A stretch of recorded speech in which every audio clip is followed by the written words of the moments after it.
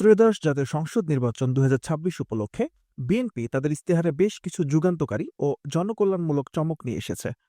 ৬ ফেব্রুয়ারি ২০২৬ তারিখে দলের chairman Tarique Rahman virtually এই ইশতেহার ঘোষণা করেন। ইশতেহারের প্রধান আকর্ষণীয় দিকগুলো হল ফ্যামিলি কার্ড ও সরাসরি নগদ সহায়তা। বিএনপির ইশতেহারে সাধারণ মানুষের জন্য সবচেয়ে বড় চমক হল ফ্যামিলি কার্ড প্রতিশ্রুতি। প্রান্তিক ও নিম্ন আয়ের পরিবারগুলোকে সুরক্ষা দিতে প্রতি মাসে ২৫০০ টাকা অথবা সমমূল্যের নিত্য প্রয়োজনীয় পণ্য সরাসরি সরবরাহ করা হবে। এটি ভারতের রেশন কার্ড বা বর্তমানের টিসিবি কার্ডের একটি উন্নত ডিজিটাল সংস্করণ হতে চলেছে। শিক্ষার্থীদের জন্য ফ্রি ওয়াইফাই ও তৃতীয় ভাষা। তরুণ ও শিক্ষার্থীদের টানতে বিএনপি বেশ কিছু আধুনিক পদক্ষেপের কথা বলেছে।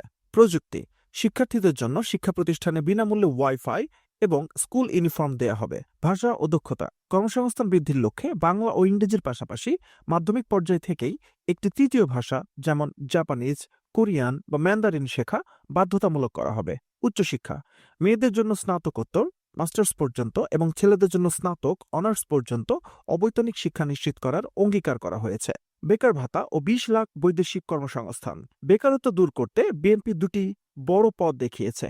বছরে অন্তত ২০ লাখ মানুষের বিদেশে কর্মসংস্থানের ব্যবস্থা করা হবে। যারা দেশে থাকবেন এবং স্নাতক শেষ করে চাকরি খুঁজছেন তাদের জন্য নির্দিষ্ট সময় পর্যন্ত বেকার ভাতা চালুর ইঙ্গিত দেওয়া হয়েছে। কৃষি বীমা ও কৃষকের জন্য ভর্তুকি, কৃষকদের জন্য বিএনপি কৃষক কার্ড প্রবর্তনের ঘোষণা দিয়েছে। এর মাধ্যমে সরাসরি ভর্তুকি, সহজ শর্তে ঋণ এবং প্রাকৃতিক দুর্যোগের ক্ষতি এড়াতে কৃষি বীমা চালু করা হবে। উৎপাদিত ফসলের ন্যায্য মূল্য নিশ্চিত করতে রাষ্ট্রীয় ব্যবস্থাপনায় বাজারজাত জোরদার করার প্রতিশ্রুতিও আছে।